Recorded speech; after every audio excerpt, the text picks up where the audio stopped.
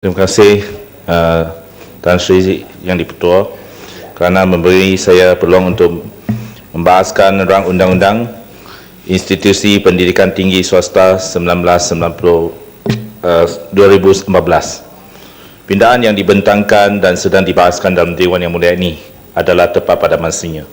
Sebenarnya Seksyen 22 yang menghendaki Menteri membuat pelakwaan terlebih dahulu sebelum sesuatu permohonan kelulusan untuk menubuhkan universiti, kolej universiti dan atau kampus cawangan universiti atau kolej universiti luar negara tidak perlu wujud sejak awal lagi.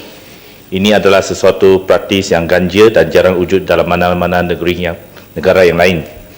Dengan pindaan ini, maka mana-mana kolej atau kolej universiti atau universiti luar negara boleh mengemukakan permohonan pada bila-bila masa supaya mereka dinaik tarafkan sebagai kolej universiti atau menubuhkan cawangan kampus mereka dalam Malaysia. Pelawaan menteri yang lebih berorientasikan kepentingan politik tidak lagi diperlukan.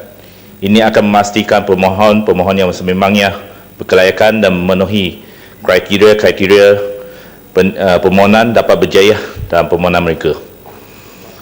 Tan Sri Yang di-Pertua, walaupun Kerajaan Persekutuan mendakwa pindaan tersebut adalah selaras dengan dasar liberalisasi perkhidmatan pendidikan yang berhubungan dengan sektor pendidikan.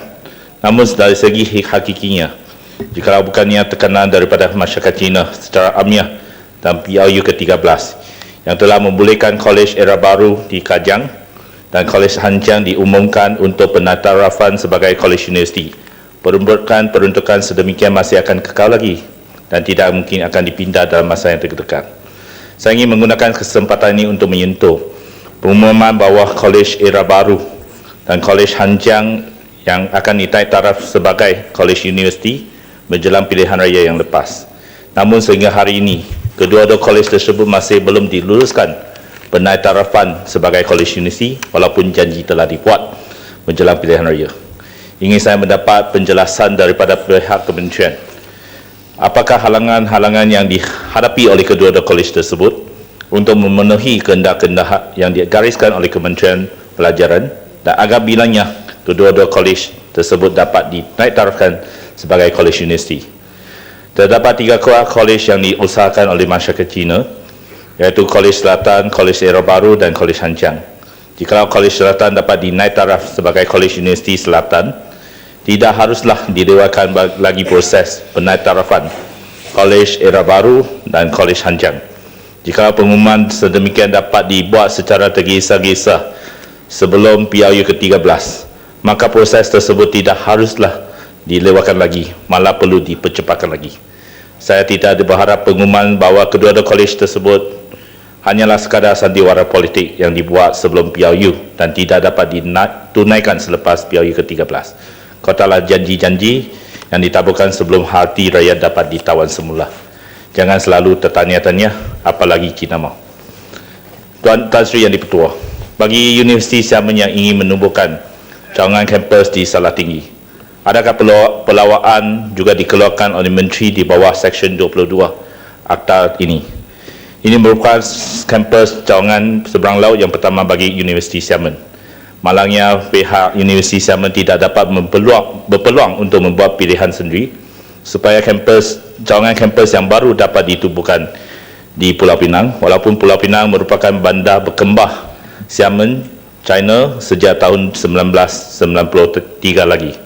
Negeri Pulau Pinang yang ada rancangan untuk membangunkan hub pendidikan cemerlang di balik pulau sememangnya sanggup untuk menawarkan keluasan tanah yang secukupnya untuk tujuan tersebut. Namun, pandangan kerajaan negeri Pulau Pinang tidak diminta sebelum pelawaan sedemikian dikeluarkan kepada Universiti Xiamen. Tan Sri Yang di-Pertua, isu terakhir adalah berkenaan dengan Universiti Pertahanan Nasional Malaysia yang merupakan sebuah universiti yang naik taraf daripada Akademi Tentera Malaysia ATMA pada 10 November 2006. Apabila sesebuah akademi dinaik taraf sebagai kolej universiti atau universiti, maka kualitinya perlu dipertahankan, maka diperkasakan lagi. Apakah yang kita hairan dengan salah seorang profesor, Maria, Universiti Pertahanan Nasional Malaysia iaitu Ridwan T. Abdullah yang selalu menerbitkan artikel-artikel yang menjejaskan perhubungan erat di antara kaum dan agama. Baru-baru ini beliau telah mempersoalkan kaum Cina dan Malaysia sama ada mereka akan menyokong pemain badminton negara yang berbangsa Melayu jika mereka melawan dengan pemain-pemain badminton Cina dari China. Beliau juga selalu diselubungi dengan tuduhan plagiarism. Ini seharusnya tidak menjadi satu isu kerana rakyat Malaysia yang berbangsa Cina, yang berbagai bangsa telah menunjukkan sokongan yang tidak berbelah lagi kepada Rashid Siddiq, Jalani Siddiq dan Rajiv Siddiq apabila negara Malaysia memenangi Piala Thomas pada tahun 1992. Personaliti sedemikian pastinya akan menjejaskan nama baik dan imej Universiti Pertahanan Nasional Malaysia. Dan kita khawatir statusnya sebagai sebuah universiti perdana juga akan terjejas jikalau tiada sebarang tindakan diambil. Ya, dipersilakan. Muhammad Tanjung, kalau kita ada seorang pensyarah dan seorang Profesor Madya yang selalu mengeluarkan isu, ucapan, kenyataan yang merosakkan keharmonian kaum, bukankah yang pensyarah ataupun profesor macam ini tidak layak untuk diletakkan dalam universiti awam kita? Bukankah dia sepatutnya dipecatkan? Yang saya tahu, yang bila saya bangkitkan itu isu tentang plagiarism, tentang karya yang dibuat oleh beliau, tulisan akademik beliau, saya difahamkan bahawa dalam universiti itu sudah buat internal investigation. Lepas tu laporan itu telah pun dihantar ke pihak kementerian. Tapi sampai sekarang nampaknya yang dia masih lagi Profesor Madya, dia selalu keluarkan kenyataan yang membakar hati, yang merosakkan hubungan antara kaum.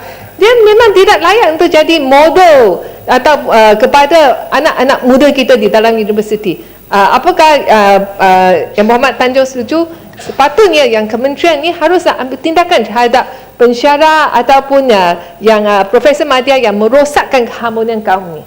Ya, saya bersetuju dengan Sekuti bahawa personaliti sedemikian tidak harus dilantik, malah perlu dipecat sebagai Profesor Madya daripada universiti dan tidak harus digaji oleh diambil oleh mana-mana universiti yang lain.